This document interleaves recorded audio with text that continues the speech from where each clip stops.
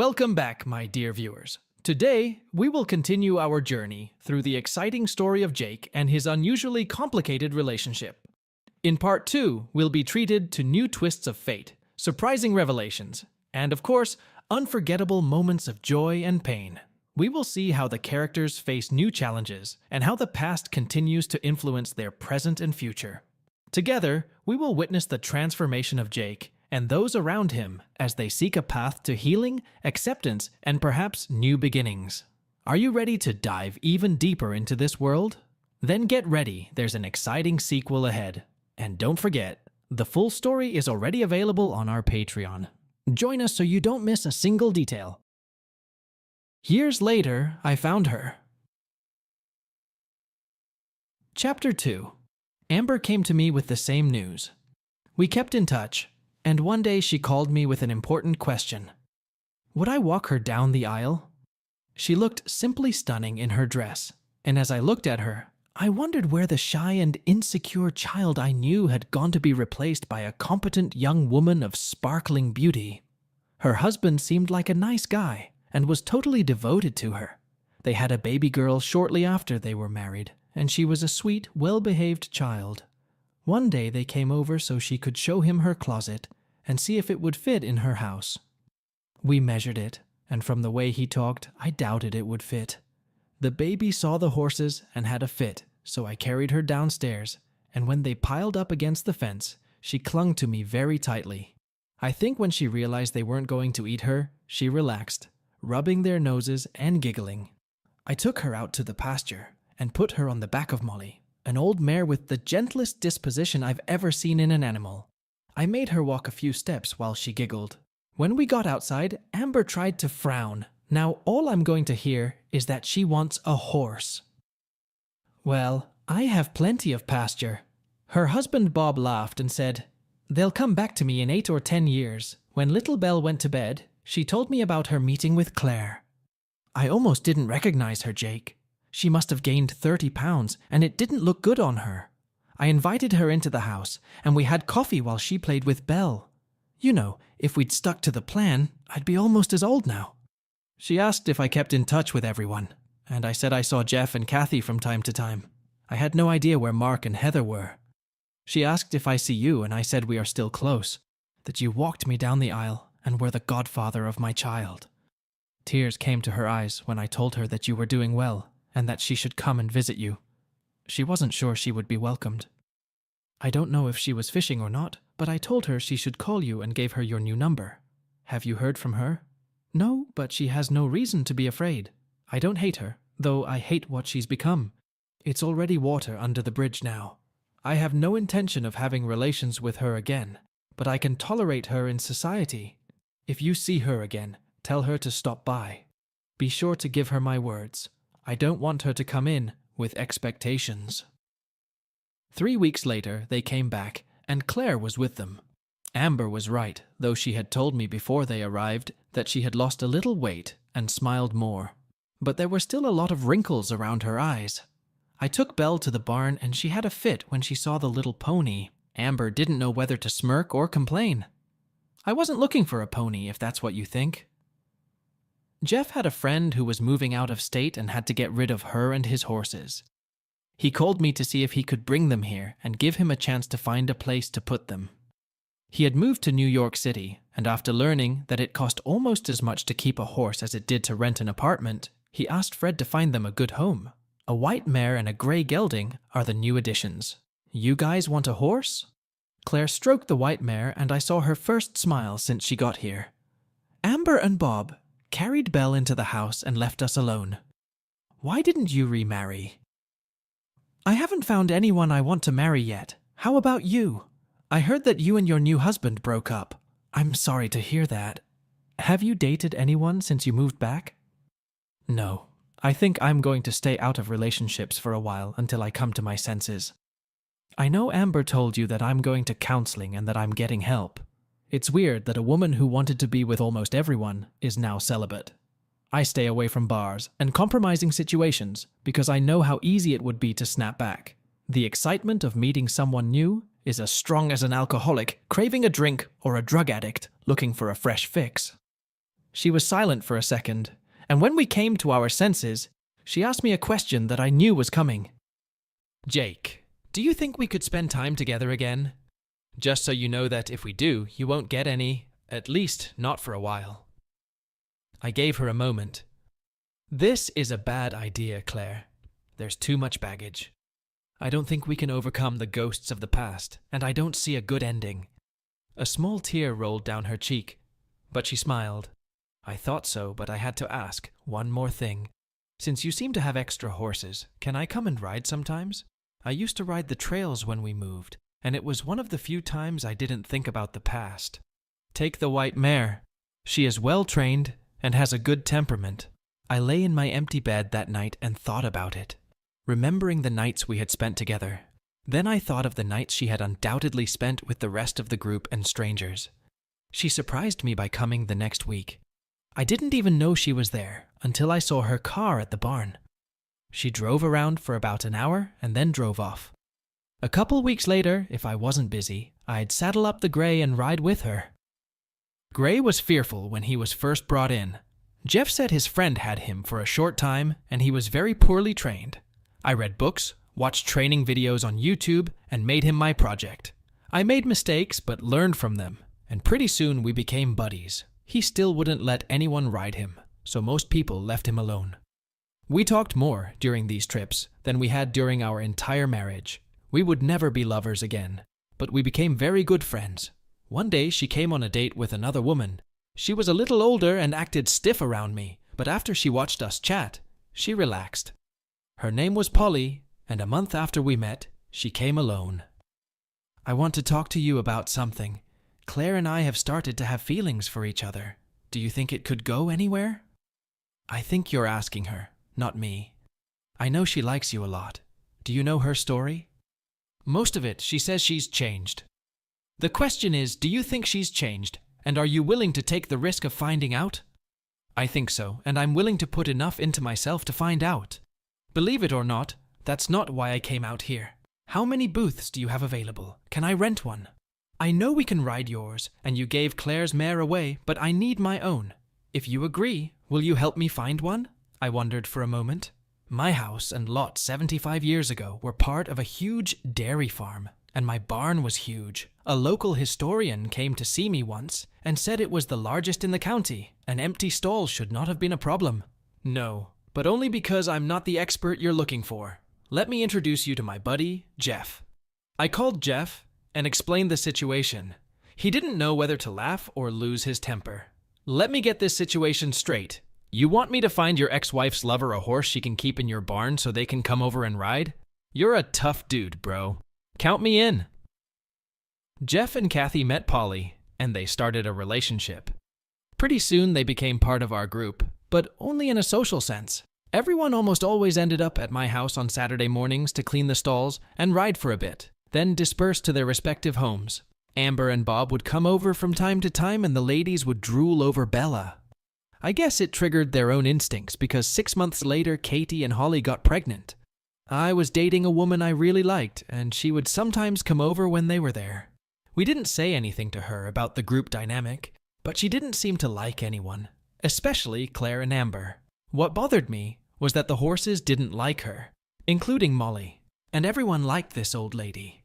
We lasted about 4 months, after which we decided our life goals didn't align and went our separate ways. By then, Bella was 4 years old and had her own saddle. I absolutely would not let her get in the saddle unless she wore the helmet I had given her, with the neck protector. Bob had his eye on one of those equestrian airbags, but couldn't find one small enough. We let her ride with us if we were going slow. One of us always held the rope in case of emergencies. She almost always fell asleep in front of someone halfway through the ride, usually me. If it wasn't me, it was Polly, which surprised her unspeakably. Now, on the nightstand next to their bed, is a picture of Belle, Claire, and Polly cuddled up in a hammock. The kid has enough aunts and uncles to make a team for almost any sport. Fast forward 12 years. I was sitting in the bleachers with my wife watching our child compete in her favorite equestrian events. In fact, they were all her favorites. The only thing I didn't like was the jumping. especially in the steeplechase. She may be 17, but she'd inherited her mother's slight figure, and the thought of tons of horseflesh rumbling around her while she jumped scared the hell out of me. After the competition was over, she came to the bleachers to cheer on her 11-year-old sister. She hugged Amber and then jumped into my lap and gave me a big kiss. I think I did pretty good, Daddy. I think you do too, Belle. Let's hope the judges think so too. So how did it happen? About a year after everyone started skating, Amber came to me and said she thought Bob was acting a little strange. She couldn't figure out what was wrong. I tried to assure her that it was nothing, but I promised I would talk to him. She left, and I went down to the barn. I had gotten into the habit of checking on them at night after a stray dog had followed them. He had died prematurely at 12-gauge muzzle, but I was still vigilant. Have you ever felt like you were being watched? The hair on the back of my neck stood up, and my own dog, a Pyrenean that I had gotten to watch the horses, seemed tense. I went back into the house, grabbed my shotgun, walked out the front door, and slipped away from the barn. Halfway down the driveway, I came across 2 cars and recognized them immediately. My blood pressure rose and I decided to just wait by their cars. 30 minutes later, they came down the driveway, giggling and holding hands. They kissed hard by their cars and were about to go in different directions when I spoke up from the darkness. "Bob, Haley, nice night, huh?" Haley shouted. She was the wife of Lester, the latest addition to their group. I felt like they were getting too unwieldy, but it was none of my business. Each new addition exponentially increased the chances of them being exposed. Jeff's wife was a school teacher, and Bill's wife was a nurse, and they really couldn't afford to let their private business go public. Lester was a police officer, a shift sergeant in a state trooper unit. He was on an upward trajectory, and something like this could ruin his career. Haley started babbling something, and Bob was silent. I let her babble for a moment before I stopped her. "You know that you guys are on the verge of ruining a lot of lives, right? If this gets out, the whole group is in danger. Bob, you're an asshole. Amber doesn't deserve this. How could you do this to her?" "It's her own fault. I've been trying for almost a year to get her to join the group. She said she's already been there and done that and doesn't want to do it again. Even if she doesn't need the experience, I do. She's just selfish." "You're full of shit, no doubt about it. Are you willing to risk your family for this? Trust me, when Amber finds out, she'll dump your ass in a second. Is that really what you want?" "Maybe we should break up. I'm ready to expand my horizons. And if she's not with us, I'll find someone else." I hit him. In the darkness, he didn't see me hit him right in the jaw. He dropped like a stone. Haley screamed again. "Perhaps you shouldn't make so much noise. Someone might come over and see what's going on." There would be no one there. I was at the end of a long driveway, and I had no neighbors, but she didn't know that. That alerted her at once. "Go home, Haley. Go home and think about what you've done. It's bad enough in a normal marriage, but in your case, it's much worse. You didn't just betray your husband today, you betrayed 4 people. What do you think Lester will do if he finds out? If I even suspect you're doing it again, I'll destroy your world. Do you understand? That's it. Nothing more. Say it." "No more, Jake, I promise. Right now, your promises don't carry much weight. One more thing. Was it the first time? Don't lie." She admitted it was the 5th time, and 3 of them in the barn. Then, on her way out, she threw gravel on Bob. As for Bob, I left him to lie. Let him tell Amber some story about how he was wronged. Maybe she'll see right through him. I meant what I told her all those years ago. She was the best of us. I was glad at least one of us had found our happiness, and now it was a lie. The next day, Amber called me with bad news. Bob had been mugged outside the sports bar where he was watching the game. He'd been doing that a lot lately, saying he knew how much she hated baseball and didn't want to hurt her. He had a big screen TV in his man cave, but Amber let him go, figuring it was good for him to go out with his friends once in a while. How badly is he hurt? Do the police have any suspects? He didn't bother to call the police. When he came to, they were gone, and he had no idea what they looked like. Something must have scared them off because they didn't even take his wallet. He got a bunch of scratches and a swollen jaw. I told him he should watch the next game at home. Sounds like a good plan. Keep an eye on him, just in case. He could be concussed or something. I tried to talk him into going to the hospital, but you know how stubborn he is. I know. Maybe this will be a wake-up call for him. What does that mean? It means he needs to prioritize. What would happen to you and Belle if he was killed? He won't be killed. Besides, we have you. You'll take care of us. I would, and you know it. Let's not let that happen. Give him my words. He has something to live for. Thanks, Jake. Love you. I love you too, baby. See you soon. I pondered it, and everyone noticed it. The only time I really smiled was when Belle was climbing on top of me. Katie put what everyone was thinking into words. Jesus, Jake, you act like someone ran over your dog. What the hell is wrong with you? Never mind that. You have a date on Saturday. She's my cousin and she doesn't know about our lifestyle. She just moved here and she's staying with us until she finds a place. Ask her out, buy her wine and dine. Maybe you'll get lucky. If you ask her out, I know we will. Try to talk her into staying. She grinned. Don't think it's a sacrifice. The girl's hot. I had nothing better to do, so I asked her out and surprisingly had a good time. She stayed the night and we went out a few more times until we realized the spark just wasn't there. Amber took great offense to me. Why can't you find a nice girl? I kissed her. Yes, and she's married to someone else. She grinned and poked me with her finger. That ship has sailed. You had your chance. It took me a long time to get over you. We'll keep looking, won't we, Bob? He didn't look me in the eye when he answered. You got it, baby. The sooner we get him married, the sooner I can stop worrying about the two of you. She chuckled. But if looks could kill, she'd be a widow in no time. It was bound to happen. Nature, karma, stupidity, they all probably played a part. They slipped back into the barn because they knew I had a date and spent 2 hours together. They got dressed, made themselves as presentable as possible, and left. She slipped out first, and he waited 10 minutes and, grinning, got in the car. As he pulled onto the road, he began to ponder if he could seduce his secretary. The signals were coming in, and he was more than happy to take them. Bob wondered how hard it would be to talk his secretary into the act, and he already knew that Haley was willing to do it. Police lights came on behind him, and he pulled off the road like a good citizen, wondering what had caused them to pull him over. Maybe his taillight had burned out? He thought it odd that he was ordered to stick his hands out of the car, but he did. The policeman came over and pointed the flashlight in Bob's face.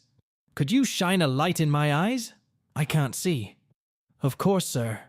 His eyes, still blinded by the flashlight beam, didn't see the stun gun. The tension hit him hard, and he lost control of his bladder. Humiliation was the least of his worries, because he was dragged out of the car and began to be manhandled with an aspid, a curved piece of very flexible metal covered in leather. Bob could hear his bones crunching as the man worked him over professionally. Finally, his hair was pulled, and he nearly passed out from the shock, oblivious to the pain. Sergeant Lester lowered his face to Bob's face, and in a very controlled voice told him how bad his choices had been lately. The man laughed as he let go of Bob's head, and it bounced off the sidewalk. Then a gun flashed in his hand, which landed right on his balls. He immediately lost consciousness. He didn't know how long he lay there. The road was sparsely traveled, especially at night, but finally someone showed up. A local sheriff's deputy took one look at him and called an ambulance. The ambulance driver was shocked by the sight. He had been to Afghanistan and had seen firsthand how prisoners were interrogated there, so he knew that this man had been worked over by a professional. His left arm was broken, and 2 fingers on his right were shattered. His right elbow was shattered. His left leg was broken, as well as his right ankle. Whoever had done this knew how to deliver pain. Strangely, whoever had done this hadn't touched his face, though one eye was swollen shut, the imprint of the glove still on his face. As hardened as he was, when they saw the blood between his legs, he almost fainted again. This guy wouldn't be frolicking for a long time, if ever.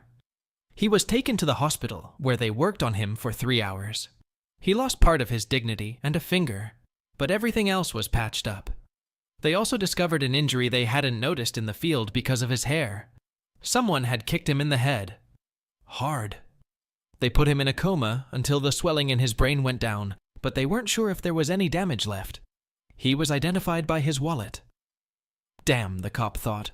going through it and looking at the pictures of a pretty young woman and a little girl. He hoped the guy had good insurance.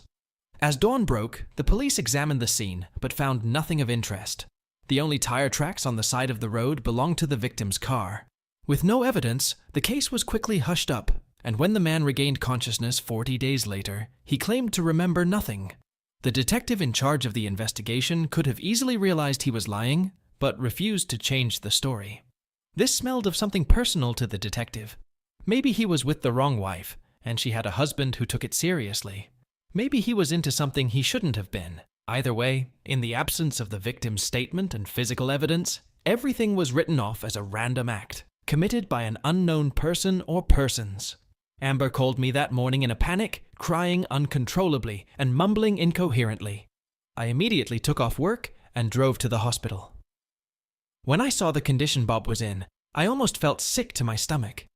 As time passed, it became clear that no one knew why he had been attacked, and when he finally woke up, he said he didn't remember anything.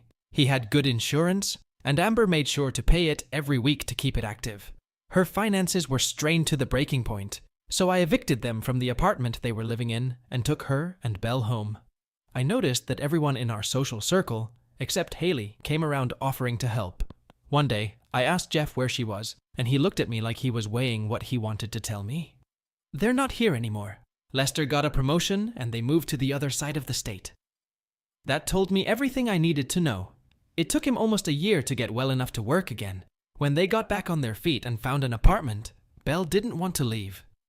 It took all of us to calm her down. I went back to my life, still not attached to it. The band quieted down for a while, but gradually got back into a good mood. One day I asked Kathy if they were going to audition someone else for the band, and she seemed wary. We're going to keep the band where it is. It'll be safer that way. The only bright spot in this dreary time was the wedding of Claire and Polly. I walked them down the aisle and wondered if it would work out. I hoped so. They did seem happy. They had a plan. In 3 years, they were going to find a baby to adopt. They seemed to be looking forward to it and were constantly borrowing Belle to practice parenting. Amber came back to me 3 months later. It seemed that Haley had come back to town and had come clean with Amber the first time she'd seen her. Amber slapped her hard enough to knock her down and went to Bob's work. That day quickly turned into a very lousy day because she stormed into his office and caught Bob and his secretary. Everyone on the floor heard the yelling and screaming, and several people went to deal with it. One of them turned out to be the vice president, and Bob's bad day got a lot worse. Amber grabbed Belle and ran to me. I got them back to their old rooms. Bob's day was getting worse and worse. The vice president was about to fire them both until the secretary claimed coercion, which made her practically bulletproof, so Bob left and she stayed. He tried to apologize to Amber, but she wasn't in the mood for forgiveness. He finally snapped and said that if she would just go back to the way she was when we were together, there would be no problem. He gave her an ultimatum: find a group to join, or he would leave her. She laughed so hard she almost cried. How can you leave me? I've already left you in the dust, figuratively speaking. Good luck finding someone to take you on.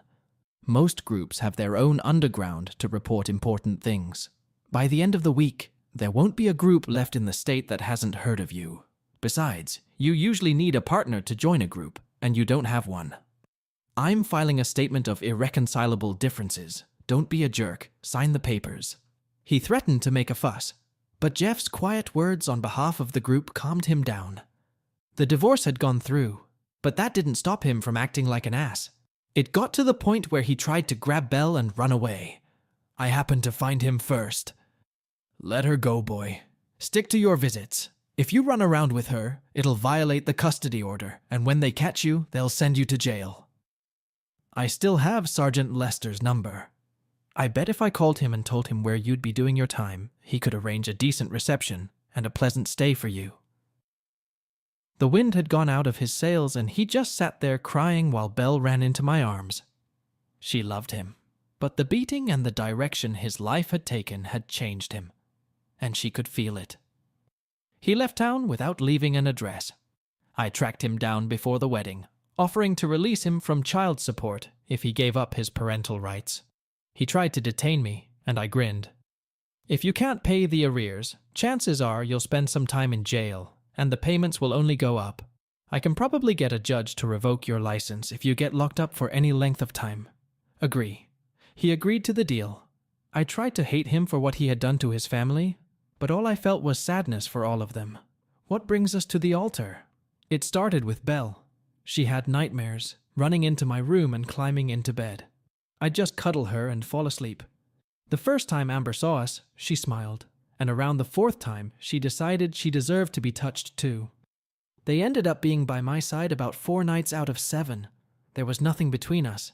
She was still mourning her marriage, and I didn't have those feelings at the time. It took about 5 months before they calmed down enough to sleep in their beds all night. I was self-employed and could choose my own hours, while Amber had a very tight schedule.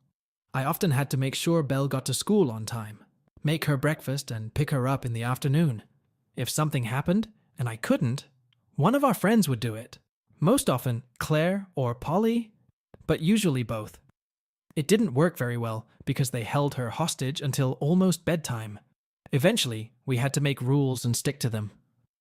I didn't realize I'd been promoted until she went outside with her little friend to pick him up. It was warm, and I rolled down the windows to listen. I heard the girls talking. "Which one is your daddy?" She pointed to my SUV. "That one over there." I made a big show of getting out of the car, helped her in, hugged her, and kissed her on the cheek. She giggled, but hugged me back.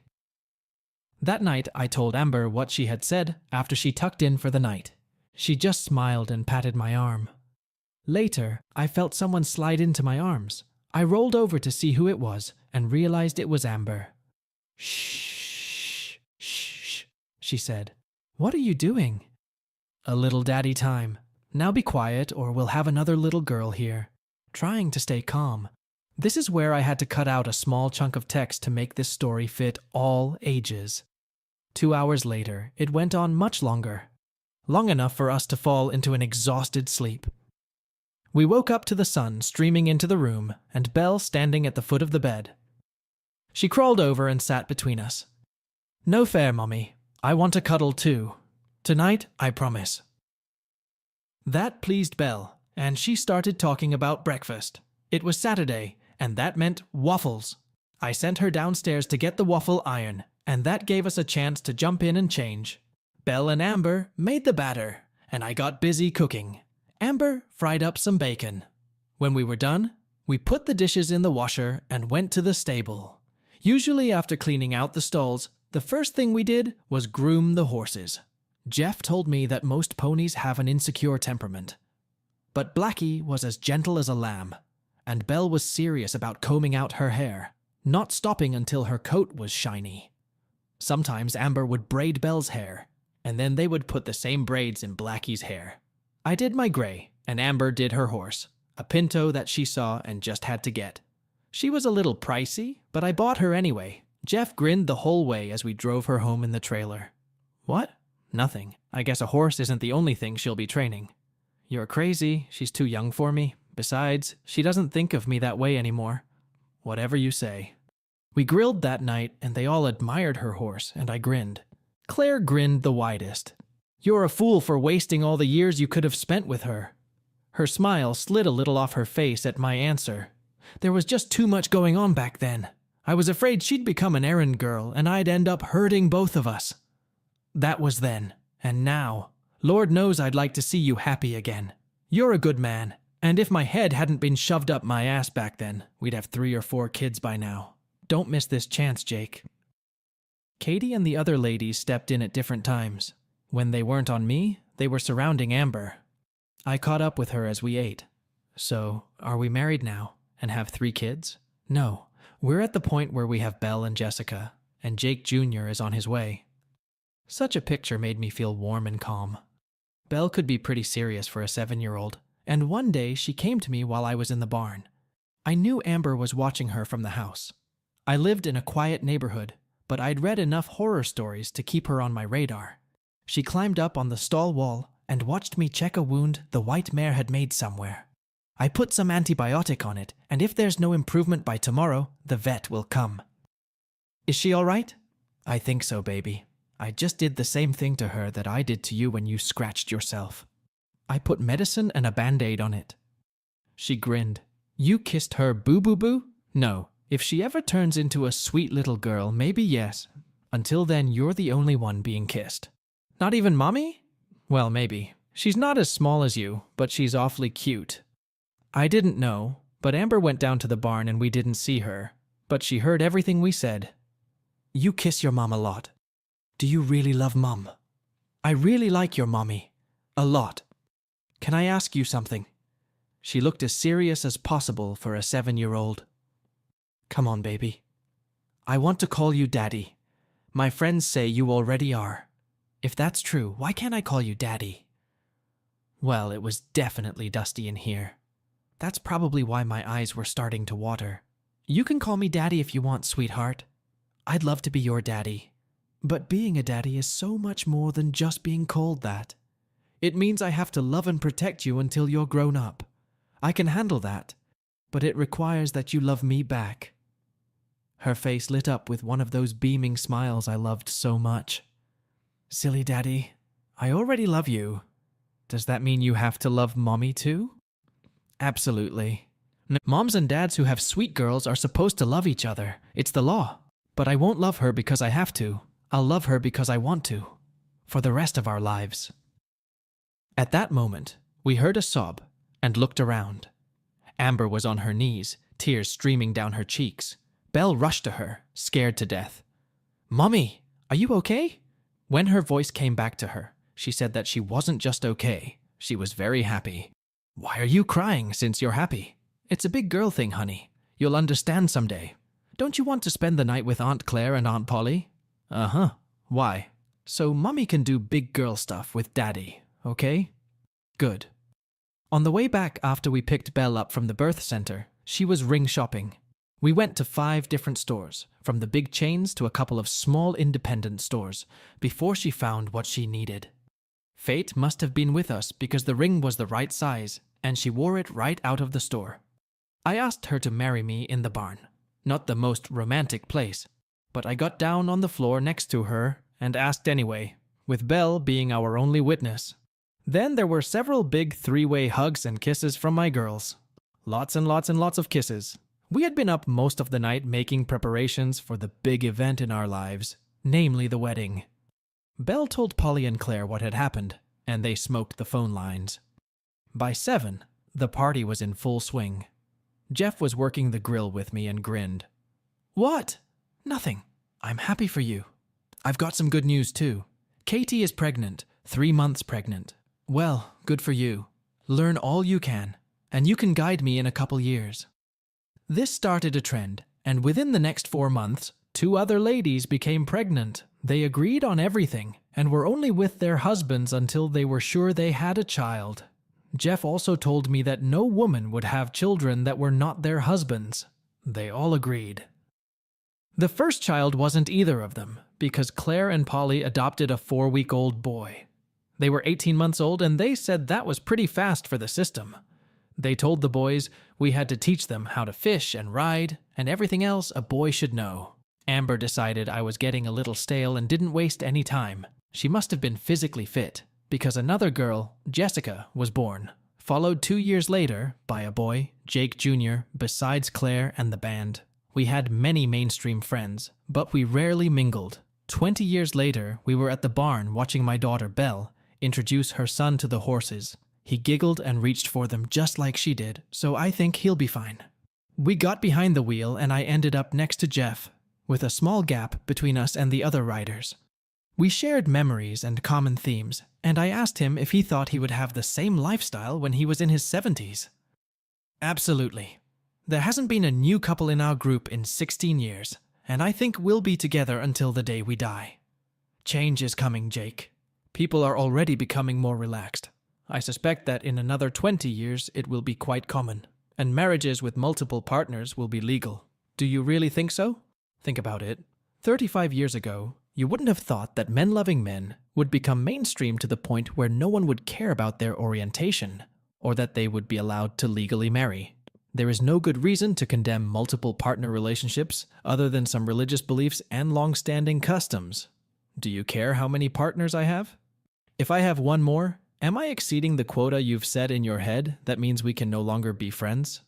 I know you didn't like having this lifestyle, and it was your choice. But at the same time, you didn't judge us for our choices. I thought about it as we drove and reminisced. If Claire hadn't deceived the group, would I still be in it? No, I would have left eventually. When Claire said her affair was over, it awakened something in me. However you explain it, it made me feel like I was in one drawn-out affair, fooling myself more than others, and not having the life I wanted. So I ended the affair and lived my life, and I regret nothing. And so, we come to the end of our second installment of a story full of emotion, crisis, and transformation. In this episode, we witnessed the further development of the relationship between characters who sought healing and found new beginnings. Through complex trials and difficulties, in the face of change and choice, they sought to understand themselves and each other. Psychological analysis shows that the process of self-discovery and healing takes time, patience, and a willingness to face painful truths about oneself and one's past. The characters in our story, as they face the consequences of their decisions, learn to forgive themselves and others. They explore the depths of their feelings and desires, seeking to find harmony within themselves and in their relationships. We see Jake facing the past and finding new paths for the future, learning to accept and appreciate moments of joy and happiness, even if they come with difficulties and challenges. His relationships with Amber and Claire, as well as the dynamics within their shared circle of friends, demonstrate the importance of support, understanding, and mutual respect. As this part of the story concludes, we see how life goes on despite the challenges. New generations arrive, bringing with them hope and the possibility of continuing the story of love, friendship, and acceptance. The characters in our story leave behind lessons about the importance of family, overcoming the past, and striving for a better future for themselves and their loved ones. If you enjoyed this part of the story and want to learn more, be sure to visit our Patreon for access to the full story. Your support helps us continue to share compelling stories and journey with you through a world of stories and emotions. Thank you for staying with us, and see you in future stories.